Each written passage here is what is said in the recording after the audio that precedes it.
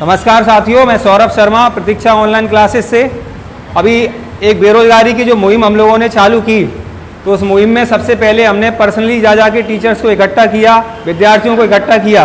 और इसके बाद में क्या हुआ कि अब हमने जब वीडियो बनाना शुरू किया तो लोगों में ये था कि सर केवल अपने निजी फ़ायदे के लिए ये सारी बातें कर रहे हैं। तो आज हमारे साथ में हमारे शिक्षक हैं, हमारे साथ में हमारे विद्यार्थी हैं जो मोहताज हैं 3 सालों से एक नौकरी पाने के लिए।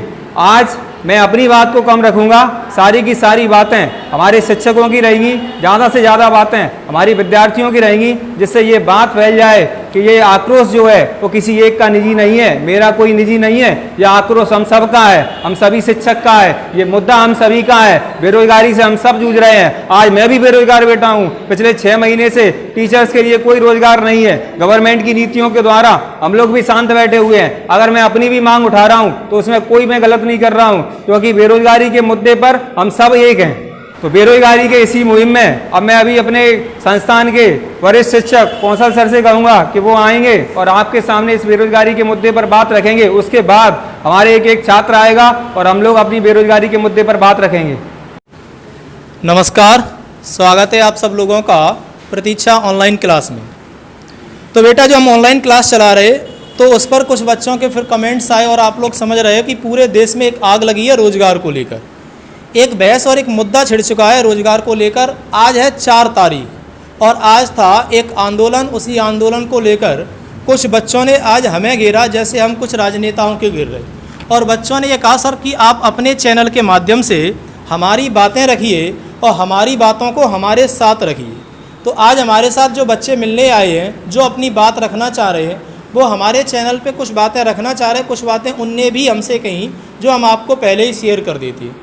बच्चों का ये कहना है कि सबसे बड़ी प्रॉब्लम तो सर ये है कि हमें यही नहीं पता कि हमारी जॉब सरकारी लगेगी या नहीं लगेगी। तो हमने ये पूछा आपको ऐसा क्यों लग रहा है, तो उनने ये कहा कि सर मान लो 2017 में MP पुलिस की भर्ती आई और हम किसी कारणवश उसे ना दे पाए या 1-2 नंबर से रह गए। तो हमने ये सोचा कि अगली तैयारी हम और बेहतर ढंग से करेंगे, अपने आप को और बेहतर करेंगे और जॉब ले लेंगे। फिर हमने 2018 के लिए तैयारी की, पूरा 18 निपट गया, उसके बाद 19 निपट गया और ये 20 भी क्या है निपट जाएगा। लेकिन हमें कहीं समझ में नहीं आ रहा है कि अब हम पढ़ें या ना पढ़ें। तो उनका कहने का अर्थ ये था कि हमारा सरकार से निवेदन है कि पहले तो हमें ये भर्ती दो, MP पुलिस की रोजगार की बात आज हम छात्रों के साथ कर रहे हैं। दूसरी बात, आप अपने सिस्टम को बदलो। जैसे हम लोगों को पता रहता है कि 10th 12th का पेपर होना है मार्च में, तो अगर मान लो किसी कारणवश आज तक हम फेल भी होते थे तो अगली तैयारी हम इतनी बेहतर ढंग से करते और 1 साल के अंदर हम अपनी गलती को सुधार लेते। तो अगर ऐसे ही प्रत्येक भर्ती का नियम और प्रक्रिया बना दी जाए कि प्रत्येक वर्ष इस टाइम पर ये होगा, तो किसी कारणवश बच्चे को प्रॉब्लम भी आती है तो वो तैयारी को एक डेट को दिमाग में रखते हुए करेगा और उसके पास एक समय होगा और उस समय में वो उसे फाइट कर लेगा। वो ये कह रहा है कि हमें यही नहीं पता कि कब तक पढ़ें और कितना पढ़ें, कि हो सकता है हम 5 साल पढ़े। 2011 संविदा शिक्षा हिल गई थी, आज तक कंप्लीट नहीं है। 11 साल जो बंदा पढ़ता है उसके पास ना तो रोजगार है और जिम्मेदारियां इतनी हैं कि हो सकता है उसे अपने परिवार को भी पालना है। तो ये बात आप लोगों को याद रखनी है। आज हमारे साथ कुछ छात्र हैं रोजगार पर बात करने के लिए और प्रतीक्षा इंस्टीट्यूट के डायरेक्टर श्रीमान सौरभ सर हैं। तो मैं उम्मीद करूंगा कि वो अपनी कुछ बातें कहें और उसके बाद एक एक करके हम अपने छात्रों से आपको अवगत करवाते हैं और उनके दर्द को समझते हैं। आप सभी से निवेदन है कि आप इस वीडियो को ज़्यादा से ज़्यादा शेयर करें।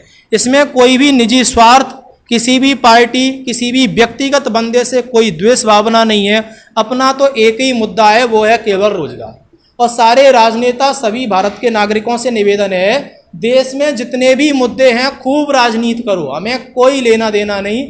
आप भी जानते हो कि आज के रोजगार का जो आज के जो युवाओं का वर्तमान है वही इस देश का भविष्य है। और जब आज आप वर्तमान ही तय नहीं कर पा रहे तो हम आपसे भविष्य की उम्मीद क्या करें। तो चलिए आप सौरभ सर से, चलो आ जाओ, आप लोग अपनी बात रखिए, आओ। तो चलो पहले अपने साथ आ रहे हैं, क्या नाम है आपका बेटा? नाम क्या है आपका? विवेक त्रिपाठी। तो विवेक जी आप अपनी बात रखिए। सर ऐसा है कि जे 4 साल हो गए, 4 साल से लगातार तैयारी मतलब समझ में नहीं आ रहा है, इतना पैसा खर्च करें भी कि ना करें, मतलब हद हो गई किसी चीज़ की। मुरैना, जैसे मैं मुरैना से हूँ, एमपी के मुरैना से, तो 2 साल तो मुझे मुरैना करते करते हो गई तैयारी। घर वालों ने बोला कि परेशानी तो अगर यहाँ परेशानी है कहीं और चला है पढ़ने के लिए, चलो ठीक है, मैं चेंज भी कर दिया, जिला भी चेंज कर दिया पढ़ने के लिए।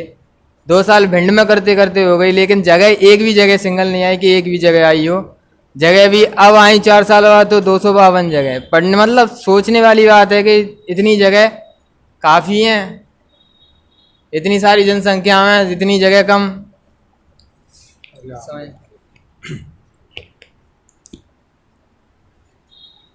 देखिए, ये विवेक जी की साफ साफ समस्या जो समझ में आ रही है वो ये है कि आप अगर वैकेंसी को निकालते हैं तो सिर्फ आपका वैकेंसी निकालना ऐसा लगता है कि ये चुनावी प्रोपेगेंडा है। कुछ वैकेंसियों को आपने निकाल दिया, और निकाल क्यों दिया? क्योंकि आपको केवल चुनाव उपचुनाव दिखाई दे रहे हैं। इसके पहले 2017 से 2020 तक आप बिल्कुल शांत बैठे थे, और ये 2020 में जो आई हुई जेल पुलिस की वैकेंसी है उसमें भी कहीं ना कहीं छात्रों का आंदोलन शामिल रहा था। लोग आंदोलन मुखर करते चले जा रहे थे। गवर्नमेंट ने उस आंदोलन को कुछ स्तर पर शांत करने के लिए पहले आपको छोटा सा लॉलीपॉप दिया, लेकिन अब छात्रों को ये समझ में आ गया है कि गवर्नमेंट हमारे अधिकारों का हनन कर रही है। इसीलिए क्या है, छात्र जब उग्र होते चले जा रहे हैं अपने आंदोलन को लेते हुए, तो अब ऐसा लग रहा है कि हमारी मांगों को और भी जब हम गवर्नमेंट के पास पहुंचाएंगे तो ये आगे भी मानी जाएंगी। अब आइए, अब और आप समझ सकते हो कि जो दीपक त्रिपाठी जी ने अपनी बात रखी, उनका दर्द कितना है। वो मुरैना में रहते थे, मुरैना से भिंड आए, भिंड किराए से रह के तैयारी कर रहे हैं, तो उनने ये सोचा था कि 5 से 7 महीने में तैयारी करूंगा और मुझे जॉब मिल जाएगी। और उस बंदे ने तैयारी की और 4 साल तक आप उसे मंच ही नहीं दे रहे, तो अपनी प्रतिभा को कैसे दर्शाए? जो 4 साल से घर से बाहर है, वो घर जाता है तो उसे शर्म आती है कि घर वालों के सामने क्या कहें कि हम और कितना पढ़ें, कितना टाइम मांगे। तो अब हमारे साथ हैं अगले छात्र। नाम क्या है आपका? नमस्ते, मैं दीपक शर्मा, भिंड से, प्रतीक्षा ऑनलाइन स्टूडेंट क्लासेस से। तो मैं ये कहना चाहता हूँ कि आज आप सभी को पता होगा कि सबसे बड़ा मुद्दा रोजगार का मुद्दा है, और यह मुद्दा एक लोगों के आंदोलन करने से सोल्व नहीं होगा, क्योंकि इसमें आप सभी को मिलकर आंदोलन करना होगा। और मैं ये कहना चाहता हूँ कि सरकार को जल्द से जल्द वैकेंसी निकालनी चाहिए। वैकेंसी निकाले, इसकी एक डेट फिक्स करनी चाहिए, जिससे बच्चा अपनी आस में न बैठे और कम से कम उस तैयारी को अपनी पूरी कर सके। क्योंकि जब एक माता पिता अपने बच्चे को ऑनलाइन क्लासेस या मतलब किसी क्लासेस पर भेजते हैं, तो ये इस उम्मीद के साथ भेजते हैं कि बच्चा कल पढ़ेगा, 2-3 साल में पढ़ेगा या इसकी जॉब लग जाएगी। किंतु सरकार उस युवा और उसके माता पिता के अरमानों पर पानी फेरने का काम कर रही है। और मैं अंत में यही कहना चाहता हूँ कि न बीजेपी से मतलब है, ना कांग्रेस से प्यार है। युवा मांगे अपना अधिकार, अपना अधिकार। धन्यवाद। तो हाँ, इन्होंने एक बात कही है ना हमारे बीजेपी से कोई मतलब है ना कांग्रेस से। ये बात पूरी तरह से सही है कि छात्र को इस समय केवल एक ही परिभाषा मालूम है कि हम बेरोजगार हैं। हमारी इस समस्या का समाधान आप किसी भी स्तर पर करिए। और उनकी ये मांग जायज़ इसलिए है कि 2017 से 2020 3 साल के बीच में दोनों तरह की सरकारें रह चुकी हैं। कोई भी सरकार ये नहीं कह सकती कि हमने युवाओं के हित में कार्य किया है। आ जाओ। तो इनने बहुत बढ़िया बात ये रखी थी, हमें अधिकार चाहिए रोजगार का, हम कोई भीख नहीं मांग रहे, ये हमारा अधिकार है और आपको रोजगार देना होगा।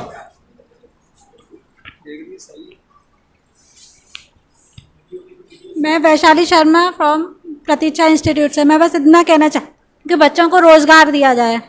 बच्चों को जब भर्तियां निकलती हैं तो एक आशा रहती है कि हमें पढ़ना चाहिए। अभी तक बच्चों को यही नहीं समझ में आ रहा है कि वो पढ़ें तो क्या पढ़ें और कितना पढ़ें। जब एक भर्ती निकलती है तो वो उसकी तैयारी करते हैं, पेपर देने जाते हैं तो उन्हें पता चलता है कि हमारे अंदर क्या कमी है, हमें कितना और पढ़ना है, कितना सिलेबस कवर करना है। लेकिन जब तक भर्ती ही नहीं निकलती तो उन्हें यही नहीं पता रहता हमें पढ़ना क्या है, हमें क्या पेपर सॉल्व करना, पेपर में कैसे क्वेश्चन आना है। तो आप अगर ऐसे ही भर्ती नहीं देंगे तो पूरा बच्चों का भविष्य बर्बाद हो जाएगा। बच्चे के माता पिता भी आशा लगा के बैठते हैं कि उनकी नौकरी लगेगी, पैसा खर्च करते हैं, यहाँ तक कि अपनी ज़मीन तक, मकान तक गिरवी रख के बच्चों को पढ़ाते हैं। लेकिन आप लोगों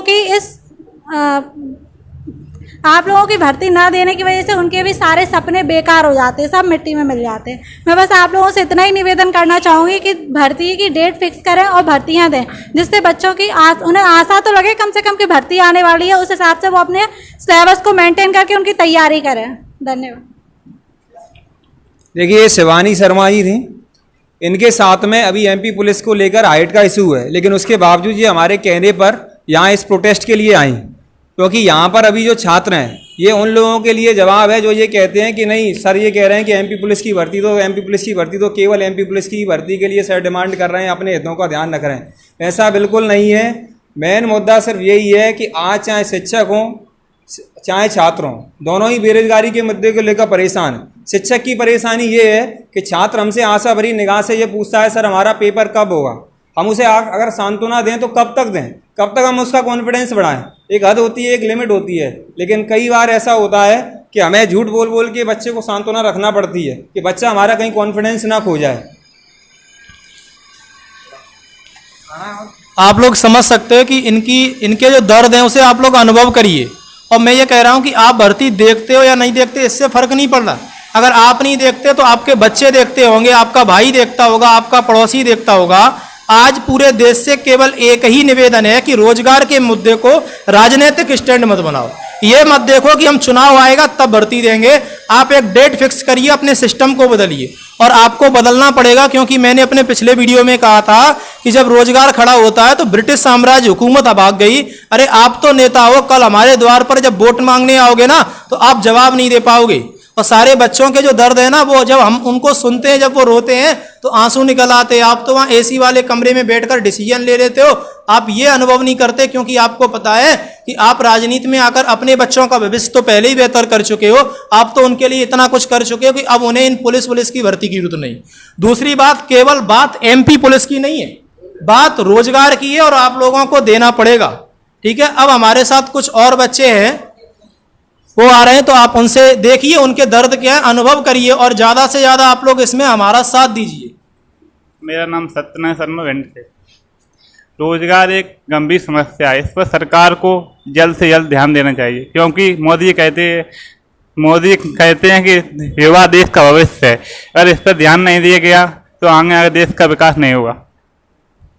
देखो, इनने बहुत बढ़िया बात कही कि मोदी जी ये खुद कहते हैं कि युवा देश का भविष्य है, और जब भविष्य तो युवा तब होगा जब आप उसका वर्तमान संभालोगे। अरे जब वर्तमान में कुछ करोगे नहीं तो हम तुमसे भविष्य की उम्मीद क्या करें। तो आप इस बात को बहुत ढंग से समझो। और कुछ राजनीतिक लोगों से भी मैं ये कह दूं कि जब कुछ लोगों के सामने मैंने बात रखी तो वो कहते थे 70 साल ये वो, तो मैं उन्हें एक बात बता दूं कि आप लोगों को 70 साल पुरानी बातें तो याद हैं, लेकिन आप लोग 6 साल पुरानी बातें भूल गए। तो हम कोई राजनीतिक स्टैंड नहीं चाह रहे, हम केवल एक ही बात कर रहे हैं कि रोजगार में कोई गारंटी, कोई भी राजनीतिक स्टैंड मत करो, केवल रोजगार दो। हमें कोई मतलब नहीं है, हम किसी भी पार्टी से नहीं है, हम तो बेरोजगार हैं। रोजगार जब मिलेगा तब हम किसी पार्टी, किसी नेता के बारे में सोचें। अब आप लोग ये समझ सकते हो कि इस कोरोना महामारी के कारण, सोशल डिस्टेंसिंग के कारण हम अपने अन्य बच्चों से नहीं मिलवा सकते, क्योंकि हमारे पास जो अभी आए 20 से 25 लोग हैं, और अगर उन्हें बारी बारी मिलवाएंगे तो बहुत सारा समय लगेगा और हमें आज ज्ञापन देने भी जाना है। केवल आप लोगों से एक निवेदन है कि रोजगार को राजनीति मत बनाइए और हर नागरिक इसमें सहयोग करिए। आप छात्र हो, आप भर्ती देख रहे हो, नहीं देख रहे हो, देखने वाले हो या देख चुके हो, अगर आज सिस्टम बदलेगा तो कल आपका बच्चा संभलेगा, और आज सिस्टम नहीं बदलेगा तो बच्चा हताश हो चुका है, निराश हो चुका है। 4-4 साल, 5-5 साल, ये कोई पंचवर्षीय योजना नहीं है कि आपने रोड का ठेका लिया और 10 साल में बनाएंगे। ये एक जीवन की बात है, बच्चों के जीवन से जुड़ी बात है। और हम समझ सकते हैं कि एक व्यक्ति का खुद का जीवन नहीं, अगर एक बच्चे की जॉब लगती है तो उसकी आने वाली पीढ़ी और उसकी पिछली पीढ़ी दोनों ही, क्योंकि हमें पता है अगर हमारे माता पिता किसान हैं और हमारी जॉब लगती है तो हमारे माता पिता का, हमारे भाइयों का, हमारे आने वाले बच्चे, एक परिवार का जीवन सुधरता है। तो आप इसे केवल एक बच्चे का रोजगार नहीं, एक परिवार का रोजगार भी समझ सकते हो। और आप इस बात को समझिए, बच्चों के दर्द को समझिए कि ये कितनी बड़ी बात है, और आप लोग आज सुनने तक को तैयार नहीं। और सबसे बड़ी शर्म की बात तो यह है कि आज भी मीडिया रिया रिया रिया नाम से चिल्ला रही है। अरे हमें रिया से कोई लेना देना नहीं, हमें तो नौकरिया से लेना, हमें तो नौकरी चाहिए। हमने तो ये कहा नौकरी नहीं, आप तो नौकरी के अवसर दो। नौकरी छीनना तो युवाओं के खून में शामिल है। हम तो इतनी मेहनत करते हैं कि हम तो, अगर आपकी वैकेंसी की लिस्ट 90 पर भी जाती है ना, तब भी सिलेक्शन में हजारों लड़के लाइन में खड़े होते हैं। तो आप तो केवल अवसर निकालिए, सिस्टम बदलिए, बाकी हम लोगों पे छोड़िए। हम लोग बच्चों से डेली मिलते हैं, हम उनके दर्द को समझ सकते हैं कि वो कौन किस कंडीशन से गुजर रहे। कोई मुरैना से आ रहा है, कोई कहीं से आ रहा है, किराए पर लेकर यहाँ रह रहे हैं, घर वालों से कहते बस 6 महीने और 6 महीने और 6 महीने और, घर वाले भी तंग आ गए, उसको भी शर्म लगने लगी, हमें भी शर्म आ रही है कि अब हम उससे क्या कहें, कैसे कहें, कब तक झूठ बोले। बाकी सौरभ सर अपने विचार रखेंगे। ये जो हमने रखा हुआ था इस तरह के प्रोटेस्ट के लिए बच्चों की बात को, वो उसका मेन उद्देश्य सिर्फ यही था कि राजनेताएं क्या करते हैं कि अपने मन की बात खुद करते हैं और उसका डिसीजन भी खुद ही निर्धारित कर लेते हैं क्या है हमारे मन की बात। मतलब डिसीजन करने वाले भी वही हैं और हम अपने मन की बात को कहने वाले भी वही हैं। अगर आपको अपने मन की बात करना है तो युवाओं के बीच में जाकर करिए जो बेरोजगारी के हाल से अपनी आत्महत्या कर रहे हैं। अगर आपको मन की बात करना है तो इनके परिवारों के घर पे जाके देखिए जो 2 वक्त की थाली के लिए मोहताज हैं। मैं अंत में एक लास्ट बात और कहूँगा कि मैं ये बात बहुत भली भांति जानता हूँ कि आज जितने भी सोशल साइटें ये मुद्दा एक ट्रेंडिंग में आ गया, नंबर 1 चल रहा है। और इस बात को भी जानता हूँ कि ये बात अब नरेंद्र मोदी जी या जिस भी देश के सीएम है उन सब ने सुनी है, चाहे वो राजस्थान की बात हो, बिहार की, एमपी की। तो आप लोग इससे मुंह मत छुपाओ, इस प्रॉब्लम को फेस करो और सोशल साइट पे आकर इसको बताइए कि आप हमारे लिए क्या करने वाले हो। आप जितनी देरी लगाओगे, जितना अनदेखा करोगे, उतना क्रोध बढ़ेगा, आक्रोश बढ़ेगा। और ऐसा ना हो कि हम लोग भगत सिंह, सुखदेव, राजगुरु बनने पे मजबूर हो। हम लोगों ने हमेशा देश के लिए ही काम किया है। हम तो केवल आपसे ये कह रहे हैं, आप आज नहीं कर सकते, कोई बात नहीं, आप आइए, न्यूज चैनल पे आइए, हमारी प्रॉब्लम को सुनिए और आप ये कहिए कि हाँ ये कमियां रह गई, हम इसमें ये सुधार करेंगे, आगे सिस्टम को चेंज करेंगे। जब तक आप हमसे कुछ कहोगे नहीं, आप चुपचाप बैठोगे, मौन आक्रोश को बढ़ाता है। आप मौन को छोड़िए और अपनी बातों को, हमारी प्रॉब्लम सुनिए। देश के जिस भी टीचर को आप देखना चाहते हैं देख लो, जिस भी स्टूडेंट को देख रहे हो देख लो। एक ही मांग है, रोजगार। और रोजगार की बात आज छात्रों के साथ है, कल किसी और के साथ होगी।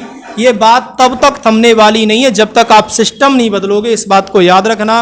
मैं न्यूज वालों से भी, मीडिया बंधुओं से भी एक निवेदन करूंगा, जैसे आप हर मुद्दे पर, कोई भी फिल्म आती है, कोई भी अवार्ड होता है, कोई भी राजनेता होता है, डिबेट कराते, आप देश के बड़े बड़े टीचरों को रखिए, उसमें 2-4 राजनेताओं को बुलाइए, आप उनके सामने डिबेट करवाओ। और शायद आप लोग ये भूल रहे हो कि जो शिक्षक, जो टीचर होता है ना, उसी के हाथों में देश का भविष्य पलता है। हम लोग आज अच्छा करेंगे तभी कल अच्छा होगा। तो आप तो टीचर को बुलाकर उनकी बात सुनिए, उनके दर्द को दिखाइए।